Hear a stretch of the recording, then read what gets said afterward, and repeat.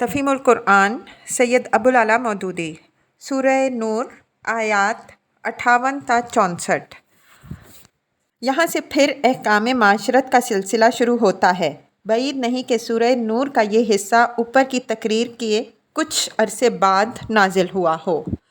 اعوذ باللہ من الشیطان الرجیم، بسم اللہ الرحمن الرحیم۔ یا ایھا الذین آمنوا، اے لوگوں جو ایمان لائے ہو، لیستأذنکم الذین ملکت ایمانکم، لازم ہے کہ اجازت لیں تمہارے مملوک۔ تفسیر: جمہور مفسرین و فقہا کے نزدیک اس سے مراد لونڈیاں اور غلام دونوں ہیں، کیونکہ لفظ عام استعمال کیا گیا ہے، مگر ابن عمر رضی اللہ عنہ اور مجاہد رحمہ اللہ اس آیت کے مملوکوں سے مراد صرف غلام لیتے ہیں اور لونڈیوں کو اس سے مستثنیٰ کرتے ہیں۔ حالانکہ آگے جو حکم دیا گیا ہے اس کو دیکھتے ہوئے اس تخصیص کی کوئی وجہ نظر نہیں آتی۔ تخلیہ کے اوقات میں جس طرح خود اپنے بچوں کا اچانک آ جانا مناسب نہیں، اسی طرح خادمہ کا بھی آ جانا غیر مناسب ہے۔ یہ امر متفق علیہ ہے کہ اس آیت کا حکم بالغ و نابالغ دونوں قسم کے مملوکوں کے لیے عام ہے۔ وَالَّذِينَ لَمْ يَبْلُغُوا الْحُلُمَ مِنْكُمْ ثَلَاثَ مَرَّاتٍ، اور تمہارے وہ بچے جو ابھی عقل کی حد کو نہیں پہنچے، 3 اوقات میں اجازت لے کر تمہارے پاس آئیں۔ تفسیر: دوسرا ترجمہ یہ بھی ہو سکتا ہے کہ بالغوں کا سا خواب دیکھنے کی عمر کو نہیں پہنچے۔ اسی سے فقہا نے لڑکوں کے معاملے میں احتلام کو بلوغ کا آغاز مانا ہے اور اس پر سب کا اتفاق ہے، لیکن جو ترجمہ ہم نے متن میں اختیار کیا ہے وہ اس بنا پر قابل ترجیح ہے کہ یہ حکم لڑکوں اور لڑکیوں دونوں کے لیے ہے، اور احتلام کو علامت بلوغ قرار دینے کے بعد حکم صرف لڑکوں کے لیے خاص ہو جاتا ہے، کیونکہ لڑکی کے معاملے میں ایام ماہواری کا آغاز علامت بلوغ ہے، نہ کہ احتلام۔ لہٰذا ہمارے نزدیک حکم کا منشا یہ ہے کہ جب تک گھر کے بچے اس عمر کو نہ پہنچیں جس میں ان کے اندر صنفی شعور بیدار ہوا کرتا ہے، وہ اس قاعدے کی پابندی کریں، اور جب اس عمر کو پہنچ جائیں تو پھر ان کے لیے وہ حکم ہے جو آگے آ رہا ہے۔ من قبل صلاۃ الفجر، صبح کی نماز سے پہلے، وحین تضعون ثیابکم من الظہیرہ، اور دوپہر کے وقت جب تم کپڑے اتار کر رکھ دیتے ہو، ومن بعد صلاۃ العشاء، اور عشاء کی نماز کے بعد، ثلاث عورات لکم، یہ 3 وقت تمہارے لیے پردے کے ہیں۔ تفسیر: اصل میں لفظ عورات استعمال ہوا ہے اور فرمایا گیا ہے کہ یہ 3 وقت تمہارے لیے عورات ہیں۔ عورت اردو میں تو صنف اناث کے لیے بولا جاتا ہے، مگر عربی میں اس کے معنی خلال اور خطرے کی جگہ ہیں، اور اس چیز کے لیے بھی یہ لفظ بولا جاتا ہے جس کا کھل جانا آدمی کے لیے باعث شرم ہو، یا جس کا ظاہر ہو جانا اس کو ناگوار ہو۔ نیز اس کے معنی میں بھی یہ مستعمل ہے کہ کوئی چیز غیر محفوظ ہو۔ یہ سب معنی باہم قریبی مناسبت رکھتے ہیں اور آیت کے مفہوم میں کسی نہ کسی حد تک سبھی شامل ہیں۔ مطلب یہ ہے کہ ان اوقات میں تم لوگ تنہا یا اپنی بیویوں کے ساتھ ایسی حالتوں میں ہوتے ہو جن میں گھر کے بچوں اور خادموں میں کا اچانک تمہارے پاس آ جانا مناسب نہیں، لہٰذا ان کو یہ ہدایت کرو کہ ان 3 وقتوں میں جب وہ تمہاری خلوت کی جگہ آنے لگیں تو پہلے اجازت لے لیا کریں۔ لیس علیکم ولا علیہم جناح بعدہن، ان کے بعد وہ بلا اجازت آئیں تو نہ تم پر کوئی گناہ ہے نہ ان پر۔ تفسیر: یعنی ان 3 وقتوں کے سوا دوسرے اوقات میں نابالغ بچے اور گھر کے مملوک ہر وقت عورتوں اور مردوں کے پاس ان کے کمرے میں یا ان کے تخلیہ کی جگہ میں بلا اجازت آ سکتے ہیں۔ اس صورت میں اگر تم کسی نامناسب حالت میں ہو اور بلا اجازت آ جائیں تو تمہیں ڈانٹ ڈپٹ کرنے کا حق نہیں ہے، کیونکہ پھر یہ تمہاری اپنی حماقت ہوگی کہ کام کاج کے اوقات میں اپنے آپ کو ایسی نامناسب حالت میں رکھو۔ البتہ اگر تخلیہ کے مذکورہ بالا 3 اوقات میں وہ بلا اجازت آ جائیں تو وہ قصوروار ہیں اگر تمہاری تربیت و تعلیم کے باوجود یہ حرکت کریں، ورنہ تم خود گناہگار ہو اگر تم نے اپنے بچوں اور مملوکوں کو یہ تہذیب نہیں سکھائی۔ طوافون علیکم بعضکم علی بعض، تمہیں ایک دوسرے کے پاس بار بار آنا ہی ہوتا ہے۔ تفسیر: یہ وجہ ہے اس اجازت عام کی جو 3 اوقات مذکورہ کے سوا دوسرے تمام اوقات میں بچوں اور مملوکوں کو بلا اجازت آنے کے لیے دی گئی ہے۔ اس سے اصول فقہ کے اس مسئلے پر روشنی پڑتی ہے کہ شریعت کے احکام مصلحت پر مبنی ہیں اور ہر حکم کی کوئی نہ کوئی علت ضرور ہے۔ ذَلِکَ یُبَیِّنُ اللَّهُ لَکُمُ الْآیَاتِ، اس طرح اللہ تمہارے لیے اپنے ارشادات کی توضیح کرتا ہے۔ وَاللَّهُ عَلِیمٌ حکیم، اور وہ علیم و حکیم ہے۔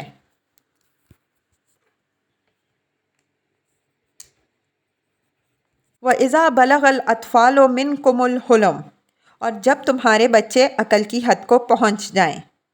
تفسیر، یعنی بالغ ہو جائیں، جیسا کہ اوپر بیان کیا جا چکا ہے۔ لڑکوں کے معاملے میں احتلام اور لڑکیوں کے معاملے میں ایام ماہواری کا آغاز علامت بلوغ ہے، لیکن جو لڑکے اور لڑکیاں کسی وجہ سے دیر تک ان جسمانی تغیرات سے خالی رہ جائیں، ان کے معاملے میں فقہا کے درمیان اختلاف ہے۔ امام شافعی، امام ابو یوسف، امام محمد اور امام احمد رحمہم اللہ کے نزدیک اس صورت میں 15 برس کے لڑکے اور لڑکی کو بالغ سمجھا جائے گا، اور امام ابو حنیفہ کا قول یہ بھی اسی کی تائید کرتا ہے۔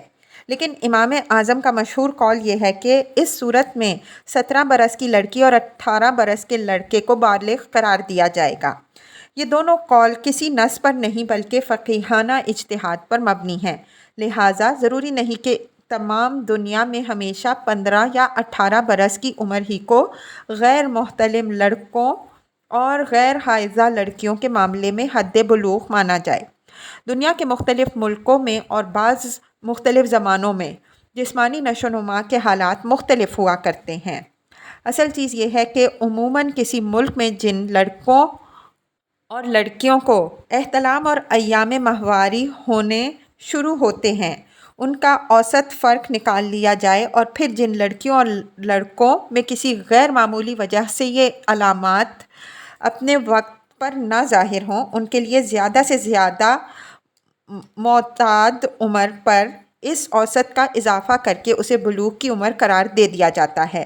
مثلاً کسی ملک میں بالعموم کم از کم 12 اور زیادہ سے زیادہ 15 برس کے لڑکے کو احتلام ہوا کرتا ہے تو اوسط فرق 1.5 سال کا ہوگا، اور غیر معمولی قسم کے لڑکوں کے لیے ہم 16.5 برس کی عمر کو سن بلوغ قرار دے سکیں گے۔ اسی قاعدے پر مختلف ممالک کے اہل قانون اپنے کے حالات کا لحاظ کرتے ہوئے ایک حد مقرر کو پہچان لیتے ہیں۔ 15 برس کی حد کے حق میں ایک حدیث پیش کی جاتی ہے، اور وہ ابن عمر رضی اللہ عنہ کی روایت ہے کہ میں 14 برس کا تھا جب غزوہ احد کے موقع پر نبی صلی اللہ علیہ وسلم کے سامنے پیش ہوا، اور آپ صلی اللہ علیہ وسلم نے مجھے شریک جنگ ہونے کی اجازت نہ دی۔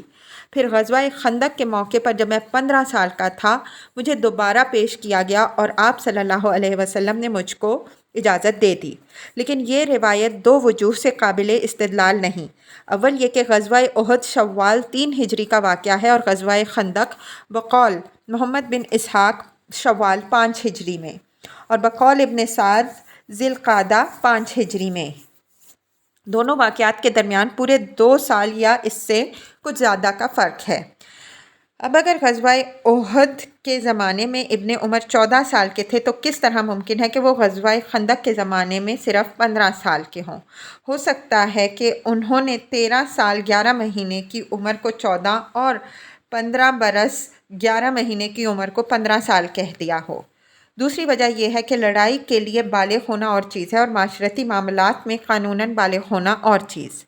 ان دونوں میں کوئی لازمی تعلق نہیں ہے کہ ایک کو دوسرے کے لیے دلیل بنایا جا سکے۔ لہٰذا صحیح یہ ہے کہ غیر محتلم لڑکے کے لیے 15 برس کی عمر مقرر کرنا اور ایک قیاسی و اجتہادی حکم ہے، کوئی منصوص حکم نہیں ہے۔ فَلْيَسْتَأْنِسُوا، تو چاہیے کہ اسی طرح اجازت لیں، كَمَا اسْتَأْذَنَ الَّذِينَ مِن قَبْلِهِمْ، جیسے ان کے بڑے پہلے اجازت لیتے تھے۔ كَذَلِكَ يُبَيِّنُ اللَّهُ لَكُمْ آيَاتِهِ، اس طرح اللہ اپنی آیات تمہارے لیے کھولتا ہے۔ وَاللَّهُ عَلِيمٌ حَكِيمٌ، اور اللہ علیم و حکیم ہے۔ वल्क़वाइदु मिनन्निसा इल्लाती ला यरजून निकाहा, और जो औरतें जवानी से गुज़र बैठी हों, निकाह की उम्मीदवार ना हों। तफसीर, असल में क़वाइदु मिनन्निसा के अल्फाज इस्तेमाल हुए हैं, यानी औरतें जो बैठ चुकी हों या बैठी हुई हों। इससे मुराद है सिने यास, यानी औरत की उस उम्र को पहुंच जाना जिसमें वो औलाद पैदा करने के काबिल ना रहे, उसकी अपनी ख्वाहिशात भी मर चुकी हों और उसको देखकर मर्दों में भी कोई सिनफी जज्बा ना पैदा हो सकता हो। इसी माना की तरफ बाद का फ़िक्रा इशारा कर रहा है। फ़लैसा अलैहिन्ना जुनाहुन अन यदअना सियाबहुन्ना गैर मुतबर्रिजातिन बिज़ीना, वो अगर अपनी चादरें उतार कर रख दें तो उन पर गुनाह नहीं, बशर्ते जीनत की नुमाइश करने वाली ना हों। तफसीर, असल में अल्फाज यदाना सयाबाहुन, अपने कपड़े उतार दें, इस्तेमाल हुआ, मगर ज़ाहिर है कि इससे मुराद सारे कपड़े उतार कर बराहना हो जाना नहीं हो सकता। इसीलिए तमाम फ़ुक़हा और मुफस्सिरीन ने बिल इत्तफ़ाक़ इससे मुराद वो चादरें ली हैं जिनसे जीनत छुपाने का हुक्म सूरह अहज़ाब की आयत युदनीना अलैहिन्ना मिन जलाबिबिहिन्ना में दिया गया था। इसके बाद गैर मुतबर्रिजातिन बिज़ीना, जीनत के साथ तबर्रुज करने वाली ना हों, इस्तेमाल हुआ। तबर्रुज के माना हैं इजहार व नुमाइश के। बारजा उसी खुली कश्ती या जहाज़ को कहते हैं जिस पर छत ना हो। इसी माना में औरत के लिए ये लफ्ज़ उस वक्त बोले जाते हैं जब वो मर्दों के सामने अपने हुस्न और अपनी आराइश का इजहार करें। बस आयत का मतलब ये है कि चादर उतार देने की ये इजाज़त उन बूढ़ी औरतों को दी जाती है जिनके अंदर बन ठन कर रहने का शौक़ बाकी ना रहा हो और जिनके सिनफी जज्बात सर्द पड़ चुके हों। लेकिन अगर इस आग में कोई चिंगारी अभी बाकी हो और वो नुमाइश ज़ीनत की शक्ल इख्तियार कर रही हो तो फिर उस इजाज़त से फ़ायदा नहीं उठाया जा सकता। यस्ताफ़िफ़ना खैरुल लहुन, ताहम अगर वो हयादारी ही बरतें तो उन्हीं के हक़ में बेहतर है। वल्लाहु समीउन अलीम, और अल्लाह सब कुछ सुनता और जानता है।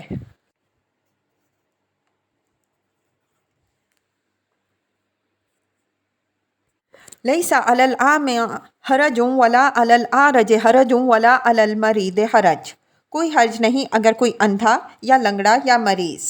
वला अला अनफुसिकुम, और ना तुम्हारे अपने ऊपर इसमें कोई मज़ायका है। अन ताकुलू मिन बुयूतिकुम औ बुयूत आबाइकुम औ बुयूत उम्महातिकुम बुयूत इख्वानिकुम औ बुयूत अखवातिकुम औ बुयूत आमामिकुम औ बुयूत अम्मातिकुम औ बुयूत अखवालिकुम औ बुयूत खालातिकुम औ मा मलकतुम मफातिहहु औ सिद्दीक़कुम, कि तुम अपने घरों से खाओ या अपने बाप दादा के घरों से या अपनी माँ नानी के घरों से या अपने भाइयों के घरों से या अपनी बहनों के घरों से या अपने चचाओं के घरों से या अपनी फुफ्फियों के घरों से या अपने मामुओं के घरों से या अपनी खालाओं के घरों से या उन घरों से जिनकी कुंजियाँ तुम्हारी सुपुर्दगी में हों या अपने दोस्तों के घरों में से। तफसीर, इस आयत को समझने के लिए 3 बातों का समझ लेना ज़रूरी है। अव्वल ये कि आयत के 2 हिस्से हैं। पहला हिस्सा बीमार, लंगड़े, अंधे और उस तरह के दूसरे माजूर लोगों के बारे में। दूसरा हिस्सा आम लोगों के बारे में।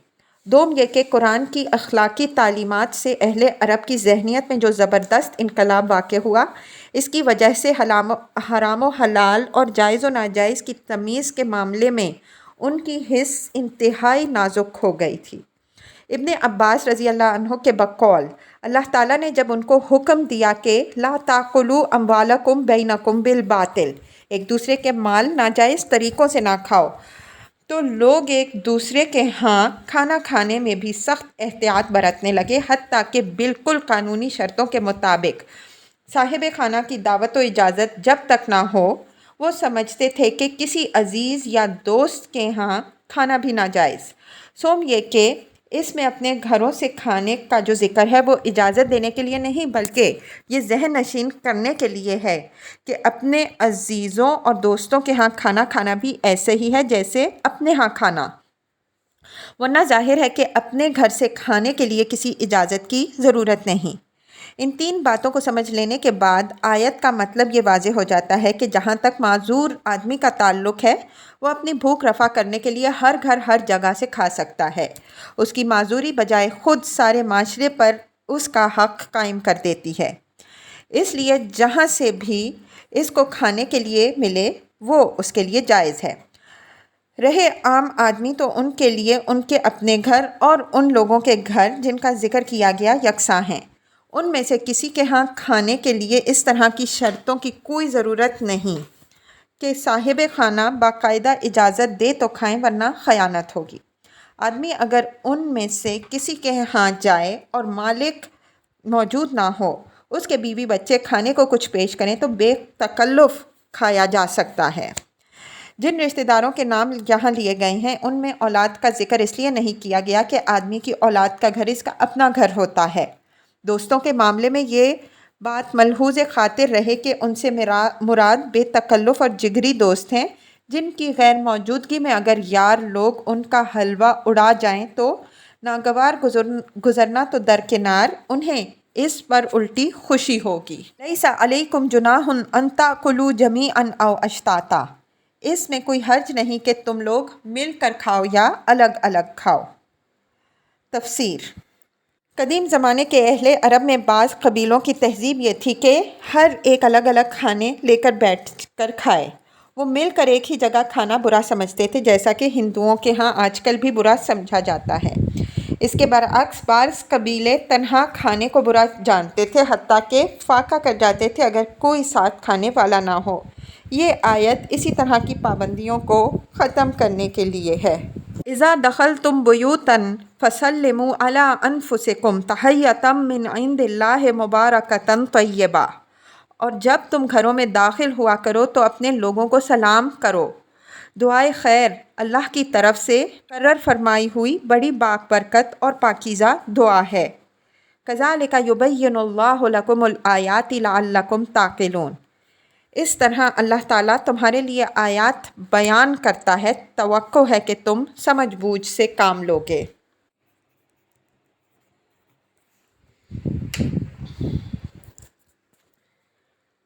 انما المؤمنون الذین آمنوا باللہ ورسولہ، مومن تو اصل میں وہی ہے جو اللہ اور اس کے رسول صلی اللہ علیہ وسلم کو دل سے مانے۔ تفسیر۔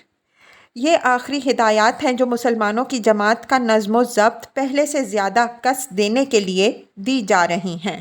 اذا کانوا معہ علی امر، اور جب وہ کسی اجتماعی کام میں اس کے ساتھ ہوتے ہیں، جامعن اجتماعی طور پر، لم یذهبوا حتی یستانسوا، تو اس موقع پر رسول صلی اللہ علیہ وسلم کا ساتھ بغیر اجازت نہیں چھوڑتے۔ تفسیر۔ یہی حکم نبی صلی اللہ علیہ وسلم کے بعد آپ صلی اللہ علیہ وسلم کے جانشینوں اور اسلامی نظام جماعت کے امراء کا بھی ہے۔ جب کسی اجتماعی مقصد کے لیے مسلمانوں کو جمع کیا جائے، قطع نظر اس سے کہ جنگ کا موقع ہو یا حالت امن کا، بہرحال ان کے لیے یہ جائز نہیں کہ امیر کی اجازت کے بغیر واپس چلے جائیں یا منتشر ہو جائیں۔ ان الذین یستأذنونک اولئک الذین یؤمنون باللہ ورسولہ، جو لوگ تم سے اجازت مانگتے ہیں وہی اللہ اور رسول صلی اللہ علیہ وسلم کے ماننے والے ہیں۔ فَإِذَا اسْتَأْذَنُوكَ لِبَعْضِ شَأْنِهِمْ، اپنے کسی کام سے اجازت مانگیں۔ تفسیر۔ اس میں یہ تنبیہ ہے کہ کسی واقعی ضرورت کے بغیر اجازت طلب کرنا تو سرے سے ہی ناجائز ہے۔ جواز کا پہلو صرف اس صورت میں نکلتا ہے جبکہ جانے کے لیے کوئی حقیقی ضرورت لاحق ہو۔ فَأَذِّن لِمَنْ شِئْتَ مِنْهُمْ، تو جسے چاہو تم اجازت دے دیا کرو۔ تفسیر۔ یعنی ضرورت بیان کرنے پر بھی اجازت دینا یا نہ دینا رسول کی اور رسول کے بعد امیر جماعت کی مرضی پر موقوف ہے۔ اگر وہ سمجھتا ہو کہ اجتماعی ضرورت اس شخص کی انفرادی ضرورت کی بنسبت زیادہ اہم ہے تو وہ پورا حق رکھتا ہے کہ اجازت نہ دے، اور اس صورت میں ایک مومن کو اس سے کوئی شکایت نہیں ہونی چاہیے۔ وَاسْتَغْفِرْ لَهُمُ اللَّهُ، اور ایسے لوگوں کے حق میں اللہ سے دعائے مغفرت کیا کرو۔ تفسیر۔ اس میں پھر تنبیہ ہے کہ اجازت طلب کرنے میں اگر ذرا سی بہانہ بازی کا بھی دخل ہو یا اجتماعی ضروریات پر انفرادی ضروریات کو مقدم رکھنے کا جذبہ کار فرما ہو تو یہ ایک گناہ ہے۔ لہٰذا رسول اور اس کے جانشین کو صرف اجازت دینے ہی پر اکتفا نہیں کرنا چاہیے، بلکہ جسے بھی اجازت دے ساتھ ساتھ یہ بھی کہہ دے کہ خدا تمہیں معاف کرے۔ اللہ غفور الرحیم، اللہ یقیناً غفور و رحیم ہے۔ لا تجعلوا دعاء الرسول بینکم کدعاء بعضکم بعضا۔ مسلمانوں، اپنے درمیان رسول صلی اللہ علیہ وسلم کے بلانے کو آپس میں ایک دوسرے کا سا بلانا نہ سمجھ بیٹھو۔ تفسیر: اصل میں دعا استعمال ہوا ہے جس کے معنی بلانے کے بھی ہیں اور دعا کرنے اور پکارنے کے بھی۔ نیز دعا الرسول کے معنی رسول کو بلانا یا دعا کرنا بھی ہو سکتا ہے اور رسول کا پکارنا بھی۔ ان مختلف معنوں کے لحاظ سے آیت کے 3 مطلب ہو سکتے ہیں اور تینوں ہی صحیح اور معقول ہیں۔ اول یہ کہ رسول کے بلانے کو عام آدمیوں میں سے کسی کے بلانے کی طرح نہ سمجھو، یعنی رسول صلی اللہ علیہ وسلم کا بلاوا غیر معمولی اہمیت رکھتا ہے۔ دوسرا، کوئی بلائے اور تم لبیک نہ کہو تو تمہیں آزادی ہے، لیکن رسول صلی اللہ علیہ وسلم بلائے اور تم نہ جاؤ یا دل میں ذرہ برابر بھی تنگی محسوس کرو تو ایمان کا خطرہ ہے۔ دوم یہ کہ رسول صلی اللہ علیہ وسلم کی دعا کو عام آدمیوں کی سی دعا نہ سمجھو۔ وہ تم سے خوش ہو کر دعا دیں تو تمہارے لیے اس سے بڑی نعمت کوئی نہیں، اور ناراض ہو کر بد دعا دیں تو تمہاری اس سے بڑھ کر کوئی بد نصیبی نہیں۔ سوم یہ کہ رسول صلی اللہ علیہ وسلم کو پکارنا عام آدمیوں کے ایک دوسرے کو پکارنے کی طرح نہ ہونا چاہیے، یعنی تم عام آدمیوں کی طرح ان کے نام لے کر بآواز بلند پکارتے ہو، اس طرح رسول اللہ صلی اللہ علیہ وسلم کو نہ پکارو۔ اس معاملے میں ان کا انتہائی ادب ملحوظ رکھنا چاہیے، کیونکہ ذرا سی بے ادبی بھی اللہ کے ہاں مواخذے سے نہ بچ سکے گی۔ یہ تینوں مطلب اگرچہ معنی کے لحاظ سے صحیح ہیں اور قرآن کے الفاظ تینوں کو شامل ہیں، لیکن بعد کے مضمون سے پہلا مطلب ہی مناسب ہے۔ قَدْ يَعْلَمُ اللَّهُ الَّذِينَ يَتَسَلَّلُونَ مِنْكُمْ لِوَاظًا۔ اللہ ان لوگوں کو خوب جانتا ہے جو تم میں سے ایسے ہیں کہ ایک دوسرے کی آڑ لیتے ہوئے چپکے سے سٹک جائیں۔ تفسیر: یہ منافقین کی ایک علامت بتائی گئی ہے کہ اسلام کی اجتماعی خدمات کے لیے جب بلایا جاتا ہے تو وہ یا تو آتے ہی بامشکل ہیں، کیونکہ مسلمانوں میں سے کسی نہ کسی وجہ سے شامل رہنا چاہتے ہیں، لیکن یہ حاضری ان کو سخت ناگوار گزرتی ہے اور کسی نہ کسی طرح چھپ کر نکل بھاگتے ہیں۔ فَلْيَحْذَرِ الَّذِينَ يُخَالِفُونَ عَنْ أَمْرِهِ أَنْ تُصِيبَهُمْ فِتْنَةٌ أَوْ يُصِيبَهُمْ عَذَابٌ أَلِيمٌ۔ رسول صلی اللہ علیہ وسلم کے حکم کی خلاف ورزی کرنے والوں کو ڈرنا چاہیے کہ وہ کسی فتنے میں نہ گرفتار ہو جائیں یا ان پر دردناک عذاب نہ آ جائے۔ تفسیر: امام جعفر صادق رحمہ اللہ نے فتنے کا مطلب ظالموں کا تسلط لیا ہے، یعنی اگر مسلمان رسول اللہ صلی اللہ علیہ وسلم کے احکام کی خلاف ورزی کریں گے تو ان پر جابر و ظالم حکمران مسلط کر دیے جائیں گے۔ بہرحال فتنے کی یہ بھی ایک صورت ہو سکتی ہے، اور اس کے سوا دوسری بے شمار صورتوں میں بھی مسلمان مشکل میں پڑ سکتے ہیں، مثلاً آپس کے تفرقے اور خانہ جنگیاں، اخلاقی زوال، نظام جماعت کی پراگندگی، داخلی انتشار، سیاسی اور مادی طاقت کا ٹوٹ جانا، غیروں کا محکوم ہو جانا۔ الا ان للہ ما فی السماوات والارض۔ خبردار رہو، آسمان و زمین میں جو کچھ ہے اللہ کا ہے۔ قد یعلم ما انتم علیہ۔ تم جس روش پر بھی ہو اللہ اس کو جانتا ہے۔ وَيَوْمَ يُرْجَعُونَ إِلَيْهِ فَيُنَبِّئُهُم بِمَا عَمِلُوا۔ جس روز لوگ اس کی طرف پلٹیں گے وہ انہیں بتا دے گا کہ وہ کیا کچھ کر کے آئے۔ وَاللَّهُ بِكُلِّ شَيْءٍ عَلِيمٌ۔ وہ ہر چیز کا علم رکھتا ہے۔